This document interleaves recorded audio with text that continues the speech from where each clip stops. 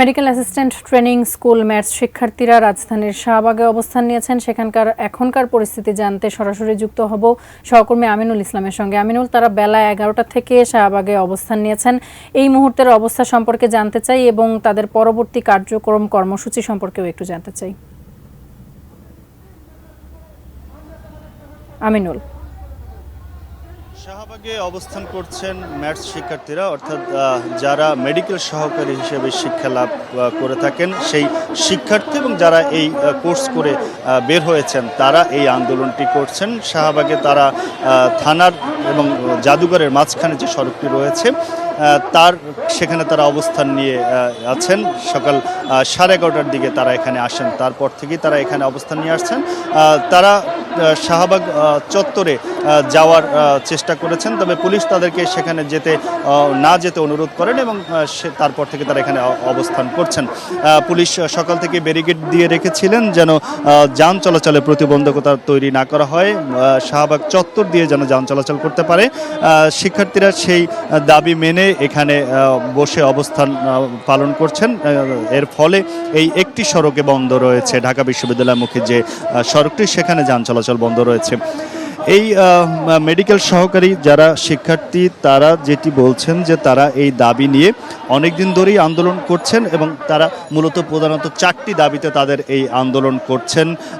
Medical যে ইনস্টিটিউটগুলো রয়েছে সেখানে যে শিক্ষার্থীরা তারা বলছেন যে উপসহকারী মেডিকেল অফিসার পদে যে নিয়োগ সেটি দীর্ঘদিন ধরে বন্ধ রয়েছে। জেনেক্সে শিফট করো, লাইফকে লিফট করো। তাদের দাবি অনুযায়ী সেটি প্রায় 11 বছর এই নিয়োগটি হচ্ছে না, তার ফলে যারা এই কোর্স শেষ করে বের হচ্ছেন তারাও সরকারি চাকরিতে যেতে পারছেন না। সেই নিয়োগটি দ্রুত যেন করা হয় সেটি তাদের মূল দাবি। এছাড়াও আরও কয়েকটি দাবির সাথে তারা যুক্ত করেছেন। এই 4 দফার মধ্যে কোর্স কারিকুলামেরও তারা সংশোধন চান এবং তারা বলছেন যে এই 4 বছরের কোর্সের পর তাদের উচ্চতর শিক্ষা নেই, যেন উচ্চতর শিক্ষা তারা পান সেটি তারা দাবি করছেন। তারা যে তাদের শিক্ষাটি মূলত 4 বছর মেয়াদি মেডিকেল ডিপ্লোমা কোর্স বলা হয়ে থাকে, সংক্ষেপে ডিএমএফ ডিগ্রিধারী তারা এইটি চাচ্ছেন যে বিএমডিসি যেন তাদেরকে স্বীকৃতি দেয় এবং তাদের উচ্চশিক্ষার সুযোগটি দেয়, সেই দাবি তারা করছেন।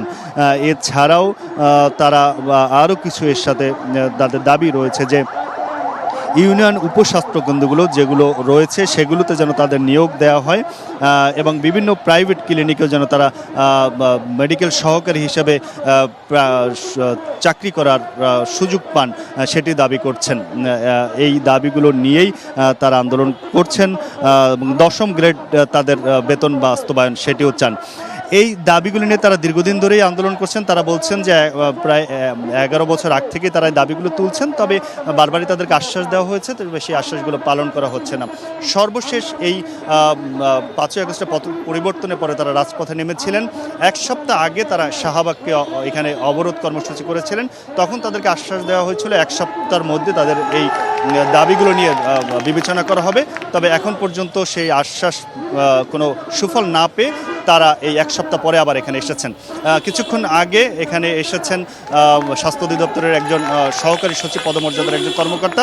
তিনি তাদের যারা আন্দোলনকারী তাদের সাথে কথা বলছেন যে কিভাবে তাদের দাবি বাস্তবায়ন করা যায় বা কি করা যায় যেন তারা আন্দোলন থেকে সরে যান, সে বিষয়টা নিয়ে এখন আলাপ আলোচনা চলছে। তারপরে সিদ্ধান্ত আসবে আসলে তারা কি করবেন।